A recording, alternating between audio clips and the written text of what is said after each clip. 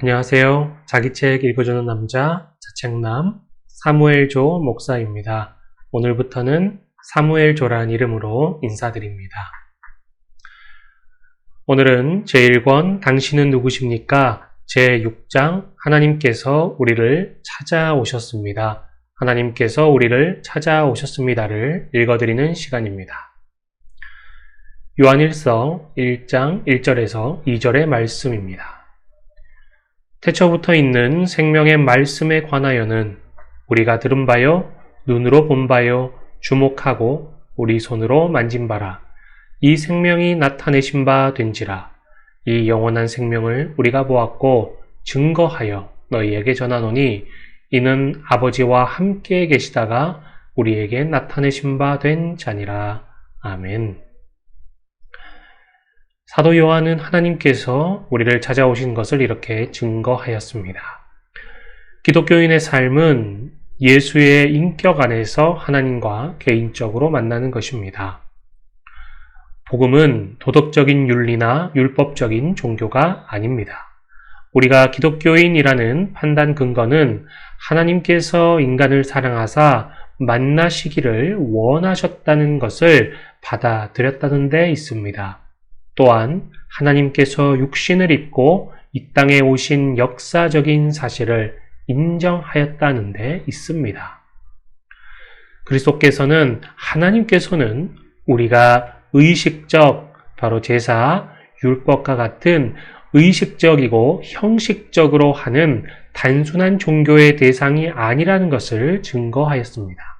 성도는 비실제적인 존재, 즉 상상 속에 존재가 제시하는 윤리나 도덕적인 삶을 사는 것이 아닙니다.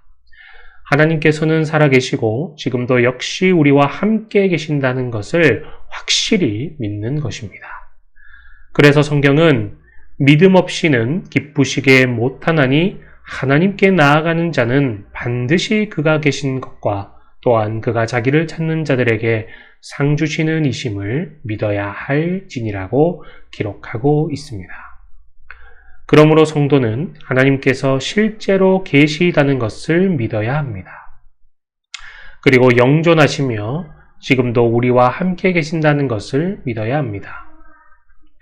하나님께서는 지금도 우리에게 복음을 전하고 계십니다. 그리고 우리를 하나님의 선한 길로 인도하고 계십니다.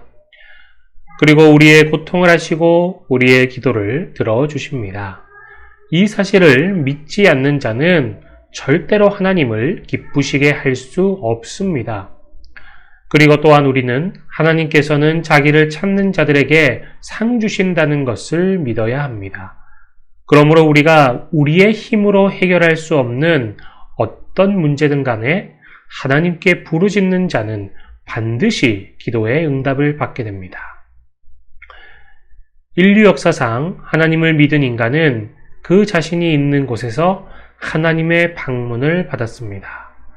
우리가 하나님을 찾아간 것이 아닙니다. 인간의 사고와 노력과 지혜로는 절대로 하나님을 찾을 수 없습니다. 그것은 우리의 범죄로 인하여 성령님께서 떠나셨기 때문입니다. 하나님과 영적인 연결고리가 끊어진 것입니다.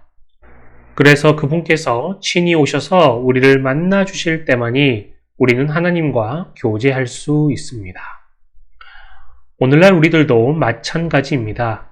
당시 제자들도 우리에게 하늘의 아버지를 보여주십시오.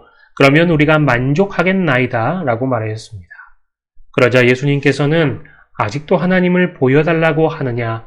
나를 본 자는 아버지를 보았느니라고 대답하셨습니다. 당시의 제자들은 예수 그리스도 안에 임재하고 계시는 하나님을 곁에서 모시고 있었습니다. 그럼에도 불구하고 하나님을 보여달라고 말하고 있습니다.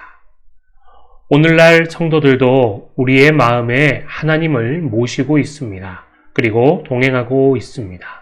그런데 아직도 하나님을 보여달라고 말하는 성도들이 있습니다. 그분들은 주의 성령님이 자신들 안에 내주하지 않으시거나 아직도 인식하지 못하는 것입니다. 우리는 성령님께서 주시는 말할 수 없는 기쁨과 기도가 응답되는 것을 경험함으로 하나님께서 우리와 함께 계신다는 것을 알 수 있습니다. 사도 요한은 하나님에 대한 철학적이고 불확실성을 역사적인 실제로 확인시켜 줍니다. 그는 태초부터 있는 생명의 말씀에 대하여 우리가 보았다고 증거합니다. 그리고 우리 손으로 만진 바 되게 하셨다고 힘주어 말하고 있습니다. 오늘날 세상의 많은 젊은이들은 개방적인 마음을 가지고 있는데 자유주의적인 그러한 성향들을 많이 가지고 있습니다. 이것을 노스틱주의라고 부르는데 헬라의 이교도적인 이원론 철학을 기독교와 혼합시킨 그러한 성향들을 많이 가지고 있습니다. 이 이원론 철학은 모든 사물을 보이는 것 그리고 보이지 않는 것으로 구분한 것입니다. 이 이원론 철학은 인간을 낮추어 동물과 동일하게 취급하는 우를 범하고 맙니다. 하나님의 형상에 따라 지음받은 인간은 영과 혼과 육으로 지음받았습니다. 영의 존재를 상실한 그들은 그리스도의 고난에 동참하거나 동양의 신비나 히랍의 철학 또는 과학과 기독교 사상을 혼합시켜 하나님을 만나거나 하나님의 말씀을 이해하고자 노력하였습니다. 그 결과 그들은 이성적으로 이해할 수 있는 실제적인 답만을 원하게 되었습니다. 그리고 눈에 보이는 확실한 것만을 좋아하게 되었습니다. 그들의 노력은 결국 영의 존재를 부인하는 결론에 도달하고 맙니다. 그러므로 그들은 인본주의적인 사고적 판단에 의해 기독교를 해석하려고 합니다. 그들에게 있어 하나님의 말씀은 거의 무시되고 성경을 타 종교처럼 신화나 세상적인 도덕과 교훈으로 바꿔버립니다. 그 결과 제도화된 교회에서도 하나님의 실존에 대해 의심하는 교인들이 다수를 차지하게 됩니다. 이것은 교회 내 자유주의 철학이 침투했기 때문입니다. 그래서 오늘날 참된 기독교 복음 전도자들은 가장 큰 도전에 직면해 있습니다. 이것에 대해 성경의 어떤 선지자도 사도 요한보다 확실한 답을 우리에게 주지 못하였습니다. 그래서 우리는 요한의 저서를 필히 연구하고 전해야 합니다. 사도 요한은 육신의 몸을 입으신 하나님 말씀과 개인적인 만남을 가졌습니다. 그리고 동행하였습니다. 또한 직접 가르침을 받았습니다. 그리고 주님의 가장 사랑받는 제자가 되었습니다. 그는 하나님의 본질은 빛이라는 계시를 전합니다. 이 말은 본래 하나님은 빛의 근원이시라는 것입니다. 그래서 그 안에서 모든 도덕적인 문제가 또 죄가 해결된다라고 말하고 있습니다. 우리는 자신이 도덕적으로 연약하다라는 것을 정직하게 인정해야 합니다. 우리는 도덕적으로 연약합니다. 또 이웃 존재들에 대한 실제적인 사랑도 부족합니다. 우리는 이것을 인정해야 합니다. 하나님의 본질은 빛의 근원이십니다. 예수님께서는 육신을 입고 오신 하나님의 말씀입니다. 그리고 그분께서 바로 하나님이십니다. 그분은 우리의 구세주, 즉 메시아가 되십니다. 이것을 마음으로 받아들일 때만이 우리는 우리 자신의 참모습을 발견할 수 있습니다. 그리고 하나님을 만날 수 있습니다. 또한 참된 생명을 얻을 수 있습니다. 그리고 풍부한 생명이 무엇인가를 알게 됩니다. 그러면 세상을 이길 수 있습니다. 성서가 제대로 해석된 지는 20세기에 들어서입니다. 그것은 때가 얼마 남지 않았기 때문입니다. 성경은 그 자체가 예언서입니다. 그러므로 성경을 제대로 이해하기 위해서는 성경뿐만 아니라 역사, 신학도 함께 공부해야 합니다. 그리고 성서 지리학, 동서양 상고사, 각종 예언서, 신학 관련 서적, 이 모든 것들을 참고해야 합니다. 또한 철학과 천문학과 다양한 과학적 지식도 있어야 하는 것입니다. 그러나 그보다 우리에게 더욱더 필요한 것은 바로 기도와 성령님의 가르침입니다. 그리고 성령님께서 우리에게 주시는 은사입니다. 영적인 문제는 성령님께서 특별한 은사를 주시지 않으면 도저히 알 수 없기 때문입니다. 이해가 되지 않기 때문입니다. 하나님께서는 그분이 정하신 때에 따라 필요한 만큼만 펼쳐 보이십니다. 그리고 각자 받은 은혜와 사명에 따라 필요한 만큼만 나누어 주십니다. 성경이 해석되기까지는 하나님께 선택된 수많은 믿음의 선배와 동역자들의 피와 땀과 노고가 배어 있습니다. 그러므로 우리는 하나님의 말씀을 알고 그 말씀에 자신을 비춰볼 때만 현재 자신의 상태를 정확히 알 수 있습니다. 하나님께서는 창세전에 택한 우리를 찾아오셨습니다. 아브라함은 셈족의 후에 벨렉의 자손 데라의 장남으로 태어났습니다. 그는 아버지 데라와 함께 유프라데스강 저편 갈대아 우르에서 우상을 섬기는 가족들과 함께 살았습니다. 아브라함은 그곳에서 하나님의 방문을 받게 됩니다. 아브라함이 하나님의 말씀을 들었을 때의 나이는 정확히 알 수는 없습니다.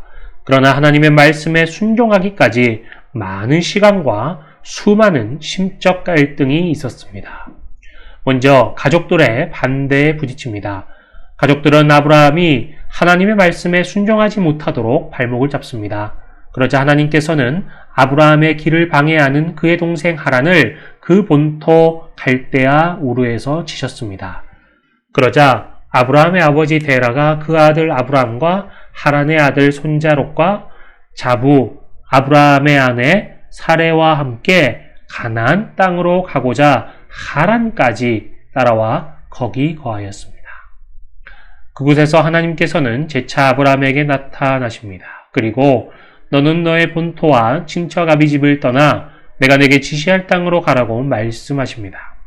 아브라함이 그 조카 롯과 함께 하란을 떠날 때 그의 나이는 75세였습니다. 아브라함은 처음부터 아브라함이 된 것이 아닙니다. 그도 하나님을 만난 후 40여 년간을 연단받습니다. 그리고 마침내 모리아산에서 마지막 시험을 통과하고 믿는 자의 조상이 된 것입니다. 하나님의 복음을 접한 아브라함 역시 고뇌가 컸습니다. 그것은 미지의 세계에 대한 두려움 때문이었습니다. 그 당시는 모르는 족속이 지나가면 공격하여 탈취하던 그런 시대입니다. 그런데 보이지도 않고 듣지도 못한 신을 어떻게 쉽게 믿을 수 있겠습니까? 거기에 부모 형제들의 반대와 비웃음, 조롱은 더욱 그의 믿음을 방해하였습니다. 그들은 안정된 생활을 원하였습니다. 그 생활을 포기하고 위험을 자처한다는 것은 대단히 어려운 결정이었습니다. 반대가 심했던 아브라함의 동생 하란이 갈대아 우르에서 죽습니다. 그러자 아버지 데라의 생각이 바뀌었습니다. 그래서 함께 가나안에 가기 위하여 가족을 데리고 하란 지방까지 따라간 것입니다. 그러나 아브라함은 본토와 친척과 아비집을 떠나라는 하나님의 명령을 거역할 수가 없었습니다. 그래서 데라와 아브라함의 동생 나홀은 하란에 남은 것입니다. 아브라함 아버지 데라는 우상을 만들어 파는 사람이었습니다. 하나님께서는 선택한 아브라함을 하나님의 뜻에 따라 훈련시키기를 원하셨습니다. 그래서 방해가 되는 주위의 모든 사람들을 다 제거시키셨습니다. 그리고 나중에는 롯과 이스마엘까지도 떠나게 하십니다. 그리고 후에 아브라함의 믿음을 시험하셨습니다.